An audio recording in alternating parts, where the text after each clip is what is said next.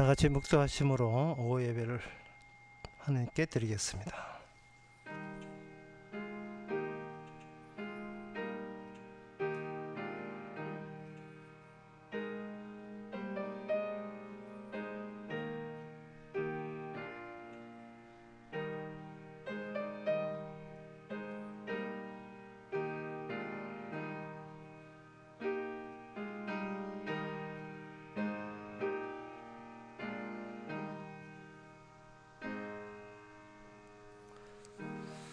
여호와는 나의 산업과 나의 자녀의 소득이시니 나의 분깃을 지키시나이다. 내게 줄로 재어준 구역은 아름다운 곳에 있으며 나의 기업이 실로 아름답도다. 하나님 아버지, 우리가 존재하는 이 모든 구역이 주께서 줄로 재어준 것처럼 주께서 친히 마련하신 장소, 주님의 정인으로서 주님의 영광을 위해서 마련한 주의 것이지 우리 것이 아님을 명심케 하옵소서. 예수님 이름으로 기도옵나이다. 아멘. 찬송가 402장 합시다.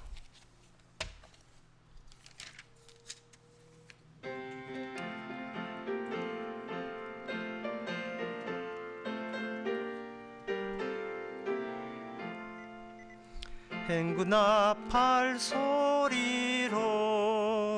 주의 호령 났으니 십자가의 군기를 높이 들고 나가세.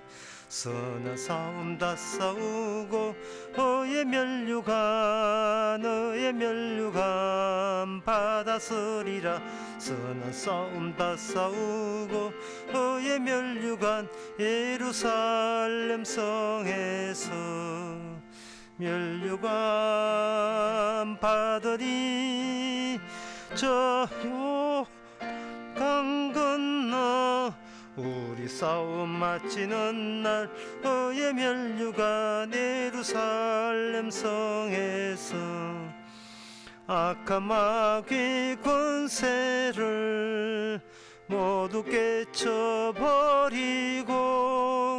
승리하신 주님과 성전가를 부르세. 선한 싸움 다 싸우고 너의 멸류관 받았으리라. 선한 싸움 다 싸우고 너의 멸류관 예루살렘 성에서 멸류관 받으리. 저 요단 강 건너 우리 싸움 마치는 날 너의 멸류관 예루살렘 성에서 달려갈 길 다 가고 싸움 모두 마친 후 주와 함께 기쁨을 용사들아 누리세. 선한 싸움 다 싸우고 너의 멸류관 받았으리라. 선한 싸움 다 싸우고 너의 멸류관 예루살렘 성에서 멸류관 받으리. 저 요단 강 건너 우리 싸움 마치는 날 너의 멸류관 예루살렘 성에서. 이 시간 다 함께 기도하는 시간입니다. 기도 제목은 복음 전파는 이건 사적인 일이 아니기 때문에 이게 주의 일입니다. 복음 전파하면서 절대로 기죽지 말고 부벌 떨지 말고 담대하게 나의 일이 아니라 주의 일이라는 마음 자세를 가지고 거침없이 복음을 전파할 수 있도록 다 같이 기도합시다.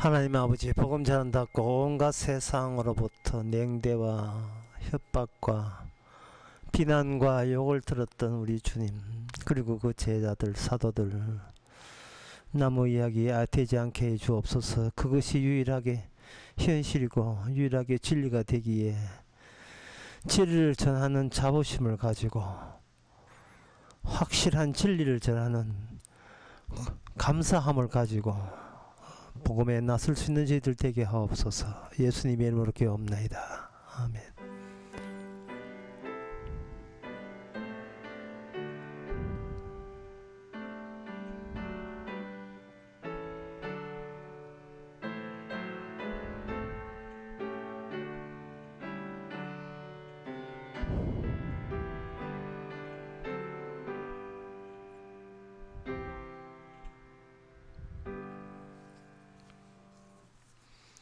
하나님의 말씀 보겠습니다. 예레미야 2장 26절에서 28절까지입니다.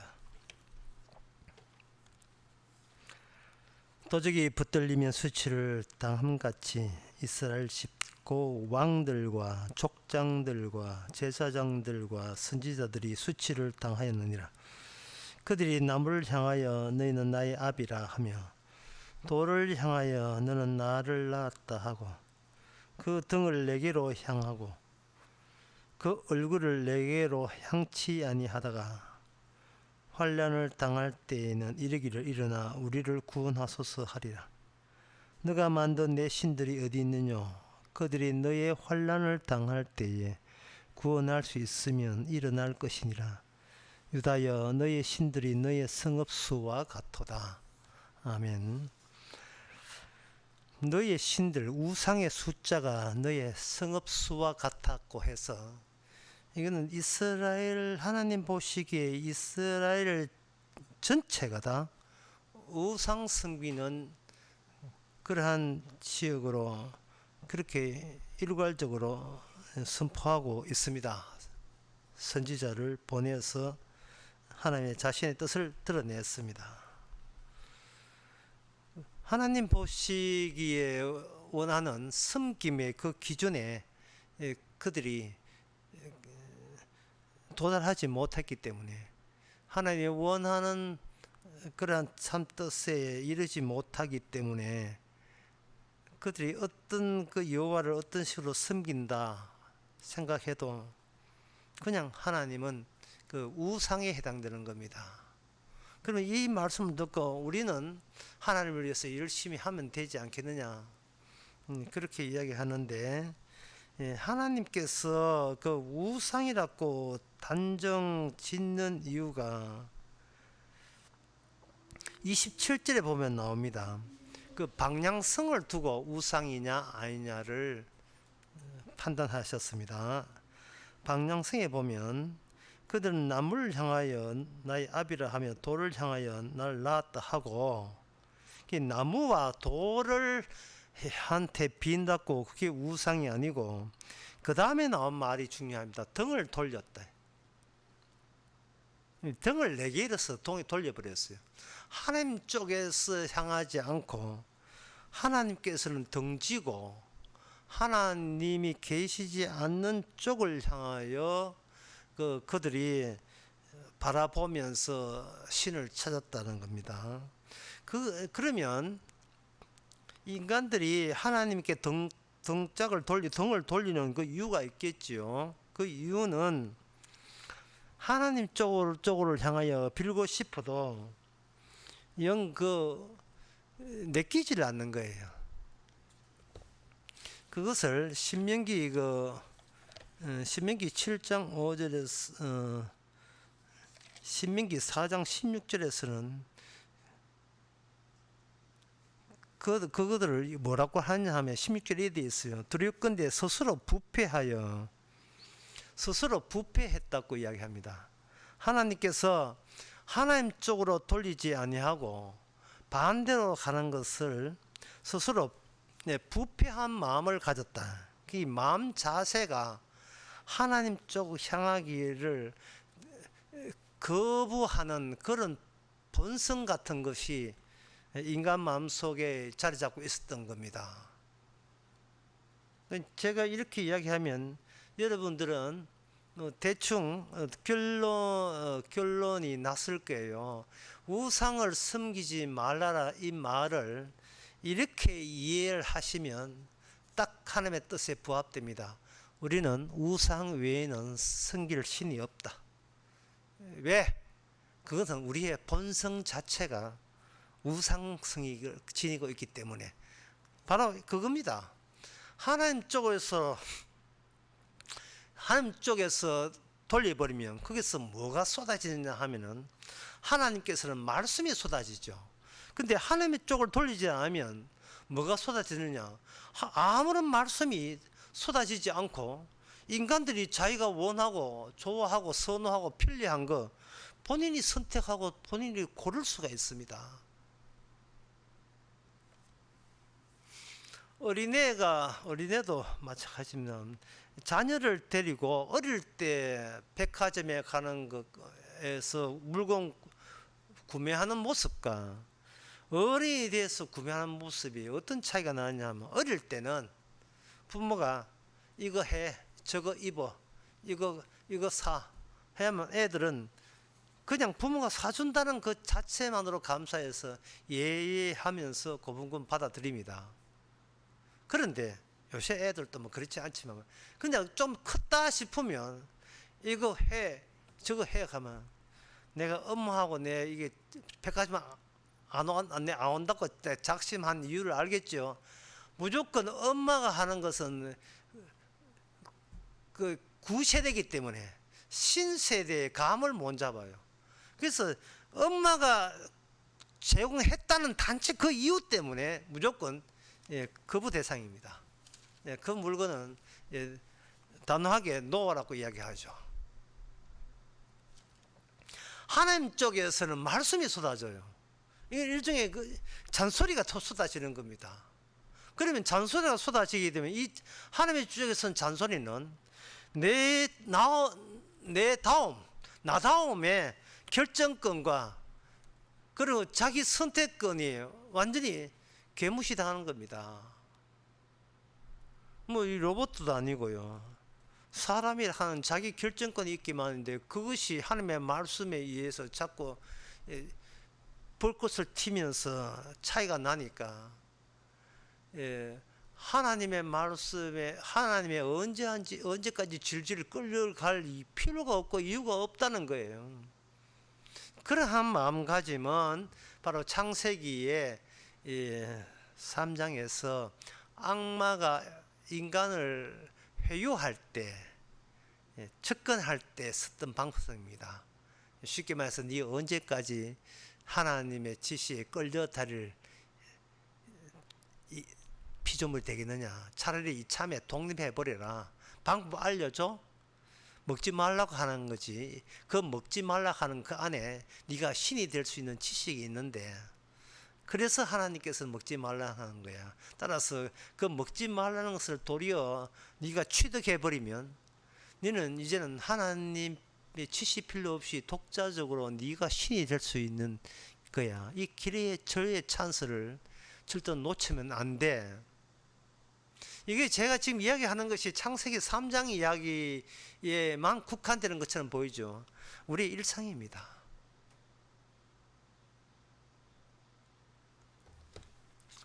그들이 우상을 섬길 때 하나님께서 그들이 하나님을 안 섬긴다는 것이 아니고요. 그들이 하나님을 안 섬긴다는 것이 아니고 그들이 어려울 때나 나를 섬긴다. 그들이 어려울 때 나를 섬기는 걸로 그렇게 되어 있습니다.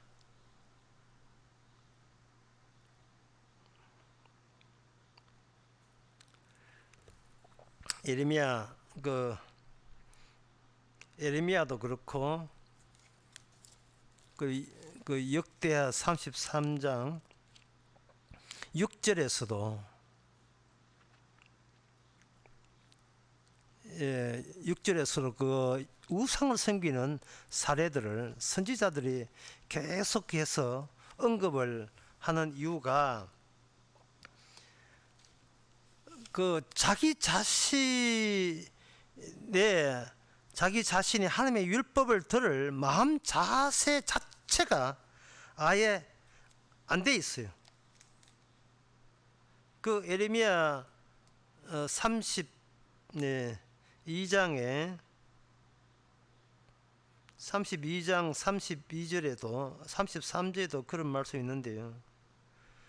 그들이 등을 내게로 향하지 않고 얼굴을 내게로 향치 아니하며 내가 그들에게 가르치도 부지런히 가르치라도 그들은 교훈을 듣지 아니하고 받지도 아니하고 그렇게 돼 있어요. 그러니까 이게는 우상이라 하는 것을 우상이 좋아서 우상이 아니라 하나님이 싫어서 하나님 쪽으로 등을 돌다 보니까 그들이 선택할 것은 오직 우상밖에 없었던 겁니다. 마음가짐이 하나님의 말씀을 듣기 싫어하는 마음을 가진 이상은 필연적으로 우상 외에는 다른 선택이 없는 겁니다. 그래서 이 우상의 종류가 가지라도 뭐 나무 또는 뭐 돌, 우상의 신도 한두 가지가 아니잖아요. 이렇게 하더라도 그 많은 다수의 우상들이 뭐 특정 우상가 좋아서가 아니라 딱 한 가지, 어쨌든 저쨌든 간에 하나님 쪽은 아니라는, 하나님 쪽 아니다. 그게 나의 이미 선악 체제를 알고 있는 나의 그 취향의 입장에 봐서 하나님 쪽은 만 아니라면 나는 뭐든지 섬길 마음이 돼 있다. 그게 바로 우상 섬기는 이유가입니다. 그런데 우리가 이 성경에서 우상 언급하면서 제일 그 이해가 안 되는 거, 우리가 참 답답해 하는 게 있어요. 왜냐하면 이스라엘 사람들 중에서 어떤 사람은 여호와 믿는 사람도 있을 수 있어요. 그런데 성경 이사야에 보면, 이사야나 뭐 선지자 이렇게 예레미야에 보게 되면 어떻게 단체로 움직이는 걸로 묘사되어 있어요. 어떻게 인간이 자기 선택권이 있고 자기 결정권이 있다면, 그래 니는 뭐 우상 섬기라 나는 한 여호와 섬길래, 이렇게 따로 놓을 수도 있는데 인간의 세계에서는 그 결코 그런 게 성립이 안 된다는 겁니다.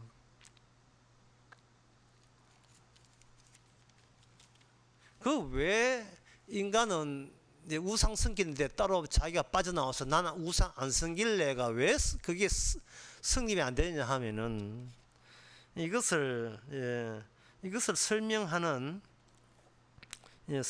방법을 좀 용어를 좀 어렵게 가져가겠습니다. 이건 뭐 달리 설명할 길이 없어 용어를 어려울 수밖에 없는 게, 그게 뭐냐 하면 소외라는 단어를 제가 사용하겠습니다. 자, 소외라는 단어를 굳이 사용하는 이유는 인간이 어떤 결정을 할 때 눈치를 본다는 거예요. 어디에 눈치를 보느냐?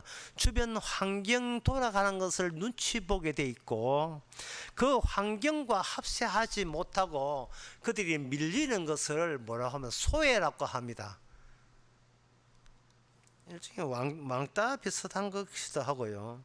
이 그럼 소외당하고 배척당하면 되지. 뭐 그것도 왜 별로 거기 배척당하면 되지. 그걸 왜 기분 나빠하느냐? 라고 이렇게 생각할 수 있는데요. 그거는 인간 자체가, 인간의 마음이 세상이 만들어준 마음이지, 자기 마음이 세상을 만드는 게 아니기 때문에 그렇습니다. 그 붕어빵이 만들 때 붕어빵 틀이 있고 그 다음에 붕어빵이 나오게 돼 있어요. 이 붕어빵 틀 속에는 빈 공간이 형성되어 있는데, 그 공간은 장차 붕어빵이 생성될 공간입니다. 이 말은 붕어빵 틀이 있을 때는 붕어빵은 없는 겁니다. 없는데 붕어빵에다가 밀가루 넣고 앙코 넣으면 붕어빵 틀에다가 밀가루 넣고 앙코 넣고 불 떼면 붕어빵이 비로소 나오죠. 인간은 붕어빵이고 환경은 붕어빵 틀입니다. 그래서 인간은 홀로 산다는 것은 인간 자체가 별로 원하지 않아요.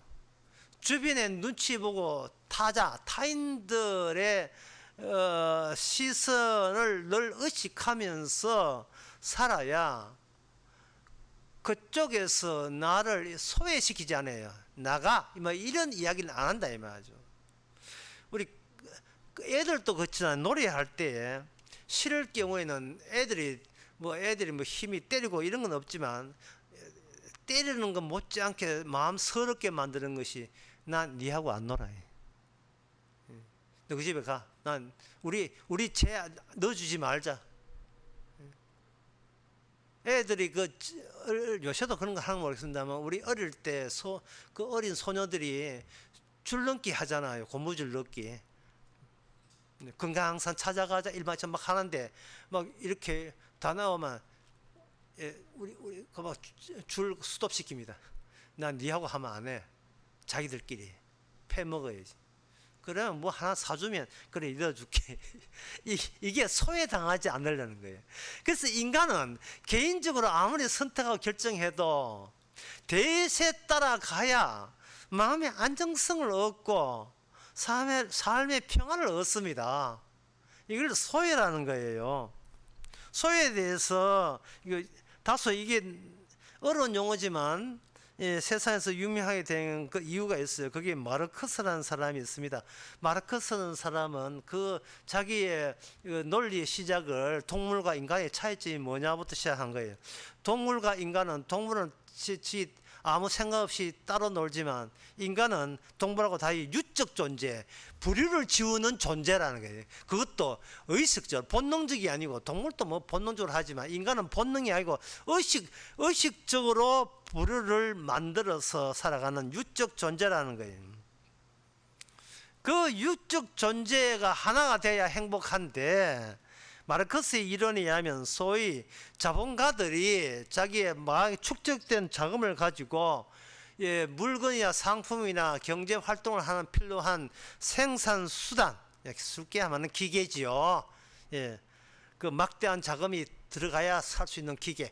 그 생산 수단을 독점함으로 말미암아 노동자들은 생산 수단을 획득할 수 없고 자본가들은 생산 수단을 획득해서 이 세상은 두 개의 계급으로 나눈다는 거예요. 생산 수단을 가진 것과 생산 수단이 없는 노동자들 두 계급으로 나누어졌다. 나누어지고 노동자들은 노동력을 제공해서 제품의 생산에 참여한다는 거예요. 그럼 참여하면 되지. 그게 뭐가 문제냐?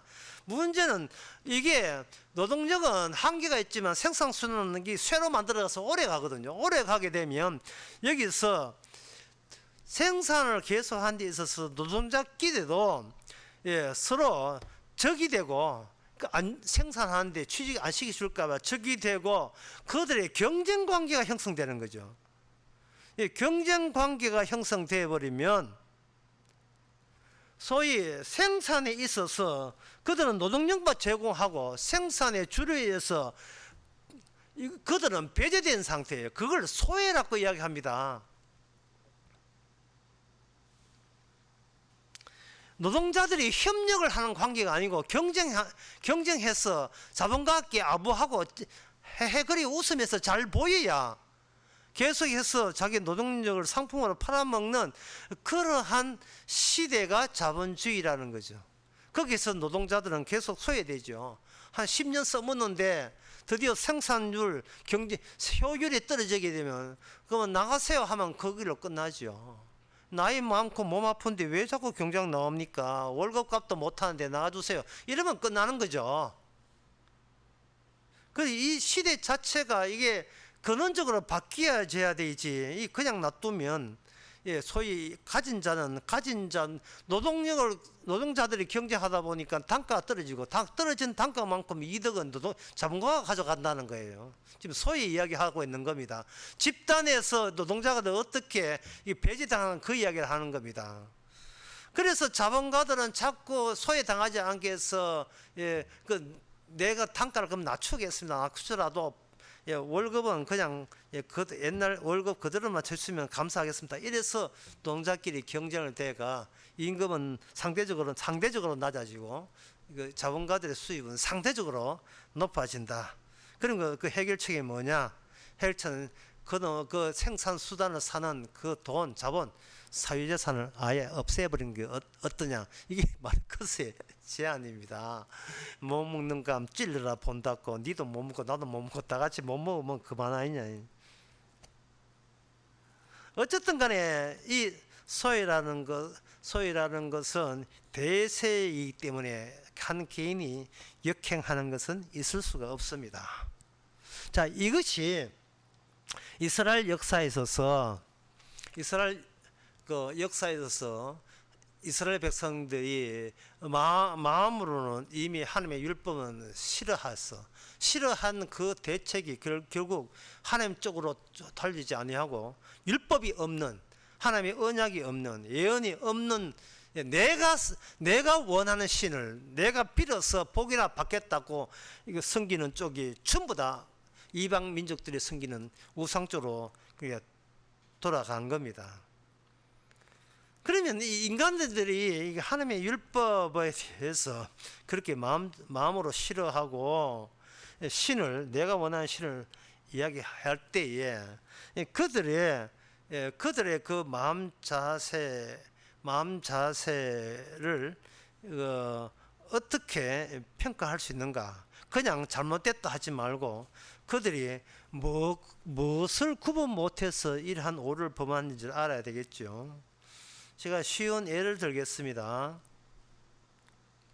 미닫이란 말이 있어요. 이 문을 열 때 밀고 닫는, 쭉 옆으로 원쪽으로 밀고 닫는 그 미닫이. 미에다가 다에다가 디귿 이. 미닫이 이래 쓰거든요. 그 미닫이를 소리 난 대로 적으세요.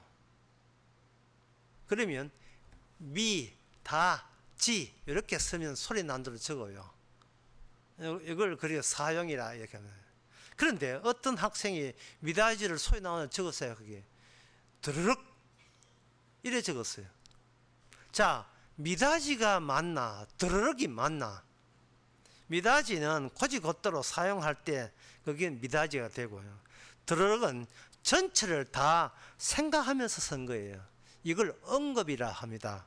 사용과 언급의 차이점이죠. 이걸 신약에 와서 십자가를 한번 생각해 보겠습니다. 십자가를 사용하게 되면 나는 죄인이다. 십자가는 피를 흘렸다. 속죄의 피를 찍어 바르면 나는 죄 없어지고 나는 구원받는다. 요거는 십자가를 그냥 개인 용도로 사용하는 거죠. 근데 십자가에 대해서 언급 전체를 생각하게 되면 그냥 드르륵이죠. 예. 전체적으로 사용하게 되면 뭐냐? 나는 십자가에서 죽었다가 되어버려요. 구원받고자 하는 나는 죽은 자의 전형적인 모습이라는 겁니다. 갈라디아서 2장 20절. 나는 죽었고 내가 그리스도의 십자가 못 박아 죽었고 그 십자가는 십자가 이용해서 구원받겠다는 나를 도리어 죽이는 십자가. 이게 전체예요. 드르륵 하는 주님의 십자가 작용한 소리만 들리는 거죠. 내가 뭘 알아맞추는 게 아니고 알아맞추고자 하는 나를 아예 죽여버리는 십자가. 따라서 이 우상에 대해서 신약은 어떻게 언급이 되느냐 하면 이렇게 정리되면 됩니다. 지금은 구약 이스라엘 백성들이 율법을 잔소리라고 여기고 특히 신뢰하는데 하나님께서 율법을 인간이 사용하는 것이 아니라 주께서 언급하실 때 이렇게 언급하셨어요. 로마서 3장 24절에 3장 23절부터 24절에 모든 사람이 죄를 범했으며 하나님의 영광을 이루지 못했다. 인간은 율법을 사용할 권한도 자격도 없다 이 말입니다. 방문해봐야 이미 인간의 마음 자체가 죄이기 때문에 영광을 이루지 못한다. 24절 그리스도 예수 안에 있는 구속으로 말미암아 하나님의 은혜로 값없이 의롭다 하심을 얻었다. 값없이 얻었다. 의롭다 함을 얻은 자. 그래 구약 사람들은 하나님 자기 복 받기 위해서 의로워야 되고, 의로우면 율법을 지켜서 의로우면 율법 지킨 의로움 가지고 그것을 내가 원하는 복을 따낼 수 있다는 것은 이거는 사용을 언급하는데, 신약에서는 어떻게 보느냐 하면은 성도에게는 그 사람이 어떤 형편에 있든지 예수 그리스도의 대속 화목제물 말미암아 값없이 의롭다 함을 얻게 되어버려요. 의롭다 함을. 이건 무슨 말이냐 하면은요, 개인적인 의의가 아니라 네가 어떤 지경에 있든지 상관없이 적용되는 의의, 네가 무슨 짓을 해도 의의가 된다는 것. 심지어 물리적으로 어떤 벌레나 구덩이가 나의 모든 육체를 파먹고 있더라도 그게 의의가 된다는 것. 그래서 그렇게 되어버리면 사는 것이 불편하기 때문에 나는 하나님 못 믿겠다가 성립이 안 되죠. 사는 것이 불편해서 나는 분노하는 게 마땅합니다는 주장이 성립되지 않아요. 사는 것이 불편하든 옷이 불편하든 몸이 아프든 간에 그게 의의가 된다는 것. 그게 언급입니다. 십자가의 언급, 하나님의 준비하신 의의가 돼요. 이걸 빛으로 설명하면 이렇습니다. 요한복음 12장 36절에 보게 되면 36절에 보게 되면 너희에게 빛이 있을 동안에 빛을 믿어라. 그러니까 주님께서 이 말씀 하실 때에 네가 행동을 어떻게 하고 하란 말이 아니라 이렇게 보면 돼. 해가 지면 밤이 오지요. 맞죠? 사람들은 해가 지면 밤이 온다는 걸 알아요. 그러나 예수님이 없으면 그게 밤이라는 걸 몰라요. 해 지는 게 밤이 된다는 건 아는데 예수님이 없는 상태 자체가 빛이 없는 밤이라는 사실을 몰라요. 그래서 주님은 주님 자신이 어둠 속에 빛으로 오신 겁니다. 그 사실은 네 환경 자체가 너를 새로운 붕어빵으로 제조하는 일에 지금 벌어지고 있다는 겁니다. 요한복음 12장 46절에도 봐도 같은 말씀인데 나는 빛으로 세상에 왔나니 무릇 나를 믿는 자로 어둠에 거하지 않게 하렵니다. 주님께서는 빛과 어둠을 이야기함으로써 마치 인간이 있는데 주께서 너 어떻게 할래가 아니라 태양이 어디 있느냐고 묻는 거와 똑같은 취지입니다. 네 어젯밤에 네 무슨 짓 했어? 이래 나무라는 게 아니고 사람들은 율법을 그렇게 생각하는데 네 어젯밤에 무슨 짓 했어? 네가 한 달 전에 무슨 짓 했어? 묻는 게 아니고 네가 태양은 어디 있었지? 태양은 하늘에 있잖아요. 그래 내가 하늘에 있잖아. 이제 그걸 묻는 그런 식으로 이야기하는 거예요. 우상 섬기지 말라가 아니라 내가 빛이야라고 이야기하고 내가 하나님의 의야라고 이야기하는 겁니다.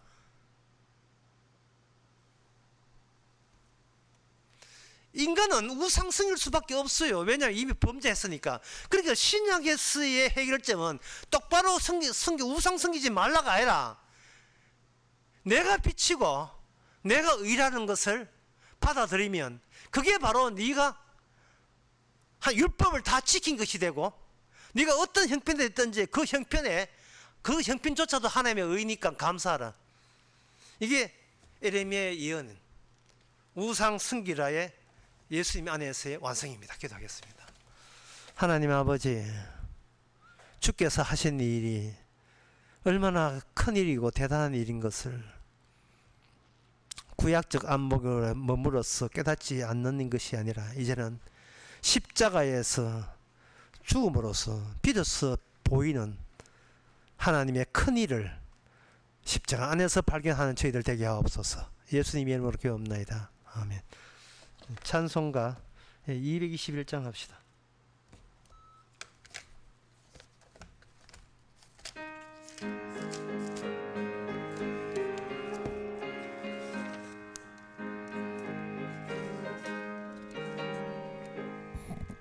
나 가난 복지 귀한 성에 들어가려고 내 중한 짐을 벗어버렸네.